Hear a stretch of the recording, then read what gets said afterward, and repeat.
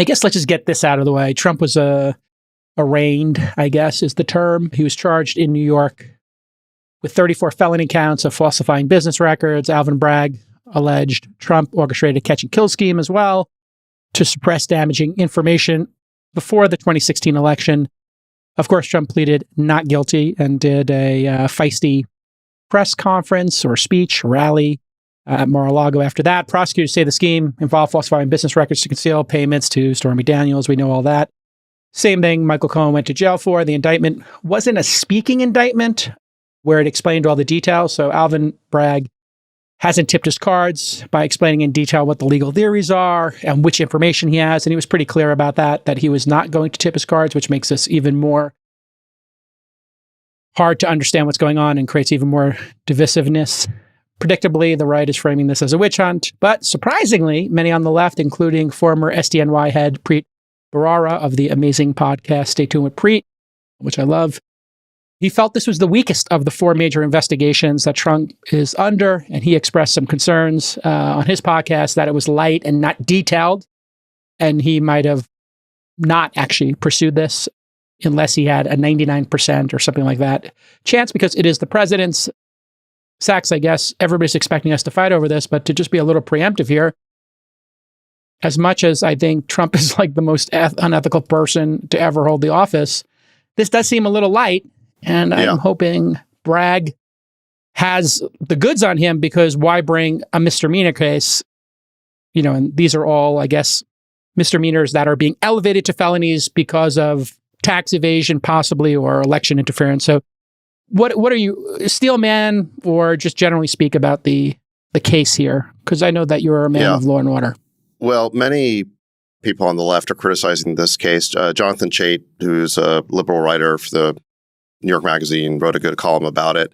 And look, here are the reasons why. Number one, the underlying behavior here is that Trump engaged in a private settlement with Stormy Daniels. That's not illegal. Even if it is, so-called hush money, that is legal. You're allowed to do that. Number two is that he used personal funds to do it. He did not use campaign funds. And this is why Alvin Bragg has had to make this kind of distorted, ridiculous claim that he should have used campaign funds to do it.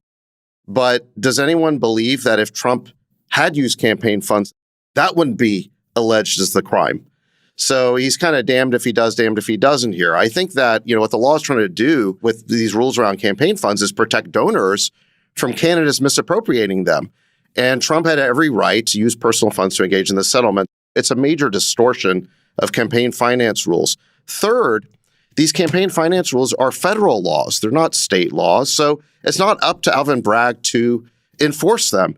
And in fact, the feds looked at this and decided not to prosecute it, because if they did, they'd have to enforce similar laws against Hillary Clinton. Recall that Hillary Clinton had a problem where she used campaign funds to fund the payment to Christopher Steele to write the Steele dossier.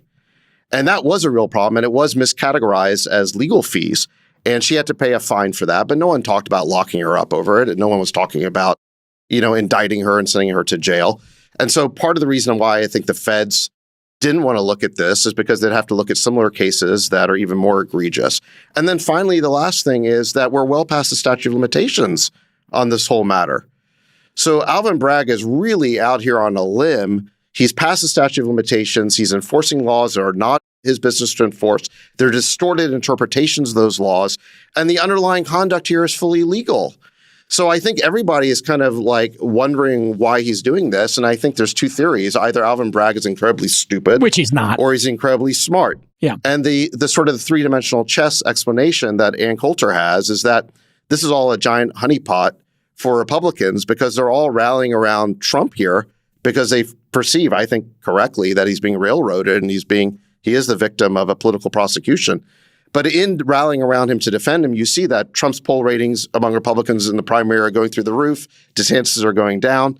And so what Ann Coulter fears is that this is all an elaborate ruse to make Trump the nominee, because Biden would much rather face a re-election against Trump than against a young, youthful, vigorous governor like a DeSantis. Do you think Bragg has a bunch of more information, and maybe that tax evasion is the issue he'll go after? Because that seems to be the other theory here is he's not going to do the federal, election stuff. He's going to go after the tax evasion, which is what they already got the Trump organization on when Weisel, I guess the CFO, is going to jail for 6 months. It's going to be hard to connect and the dots on these things. And they did $1.6 million fine for that company. Good, Chamath. These are misdemeanor crimes, and to convert them to a felony, the crime needs to have been done in the process of aiding and abetting another crime. And right. Tax evasion is the concept here. Chamath. When he listed the bullet point list of all of the reasons or all of his evidence, it seemed to point to what David said, which was just these campaign finance violations. Yeah. This whole thing just seems like such an enormous waste of time. Just think about the amount of money that will have to be spent on just securing New York City every time he shows up. The 5-car motorcades, the Secret Service, the police, the this, the that, the disruption to people for what really ultimately I think is right is kind of like, it's a bit of like, man, this case should have been brought years ago. Well, or not at all. In relation to that, they were told to stand down from doing that because of you can't indict a sitting president, and that's paused. So that's another legal theory that's going to have to be tested. Jason, the feds looked at this years ago and they decided not to press charges. They were told to not do it because he was a sitting president. No, they were. No, he's been out of office now for a couple of years. Why didn't they move forward? They were. That was the process they were doing.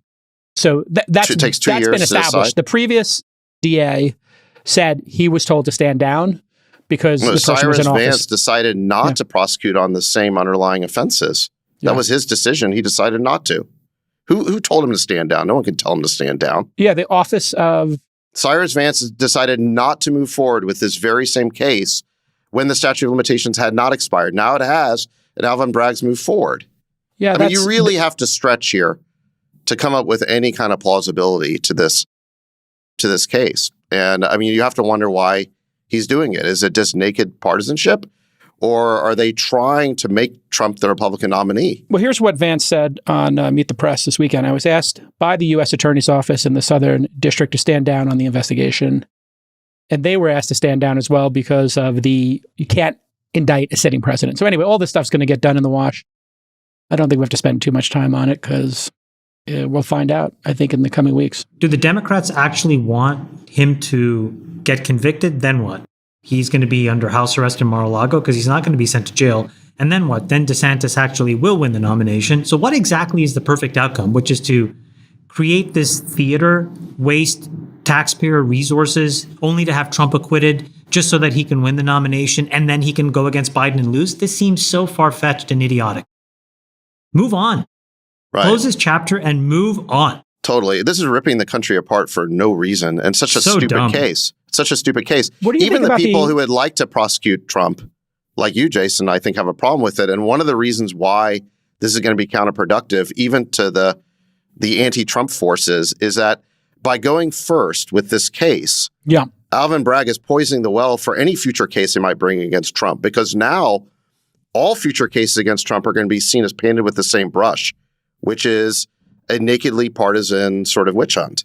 Let me ask you a question. And there may be other cases out there that have more validity to them, but they're all going to be seen as of a piece with this sort of Alvin Bragg prosecution. That was Preet's position. I think it's a logical one. I don't disagree. What do you think of the other 3 cases? January 6th, the interference in Georgia, where they recorded him on tape, and then the stolen documents and the obstruction of justice. Or do you think all 4 cases are politically motivated and none of them have any validity to them, Sachs?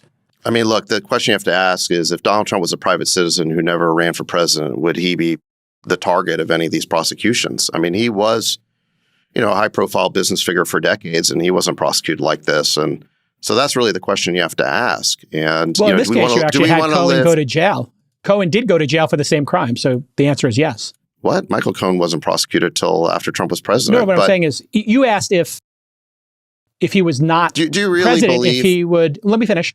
You asked if Trump was not a president, if he would have been prosecuted for this crime. In fact, another person, Michael Cohen, was prosecuted for this crime and did serve jail time. So the answer is yes, he would have been. And they brought these cases, this banking kind of cases, and they brought the other one for the $1.6 million fine and Weaselberg going to jail. So I think they would actually. But anyway, I don't my think question so. to you was, I think of the other 3, do you think all 4 are politically motivated is my question to you. Or do you think any of them have validity? I don't want to comment on the other cases until I see what case is actually made and what the merits of them are. However, I don't believe that all these prosecutors all over the country would be looking at Donald Trump this way if he was just a private citizen who never ran for office.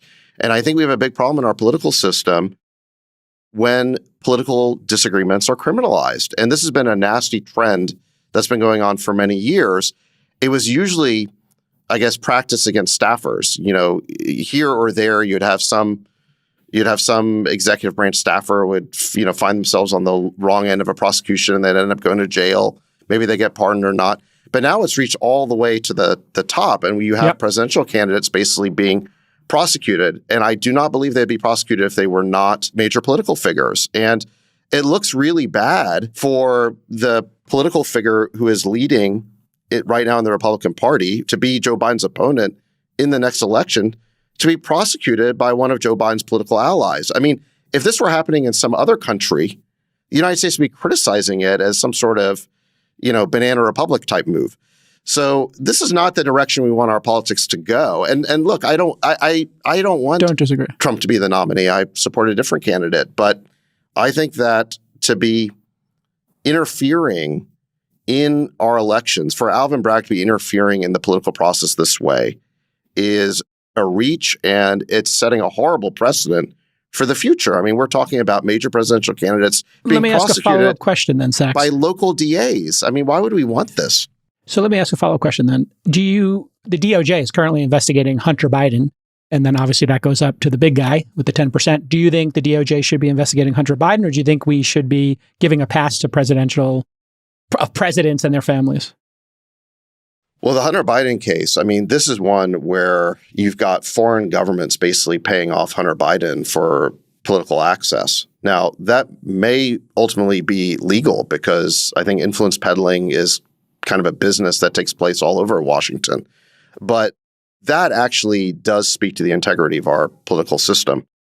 At the end of the day, would I send Hunter Biden to jail? No, I don't think so. Like I said, I don't like criminalizing political disagreements, but what Hunter Biden did was definitely pretty shady. And, for sure. And influence peddling should be looked at. Hunter Biden and Trump and his family are both shady.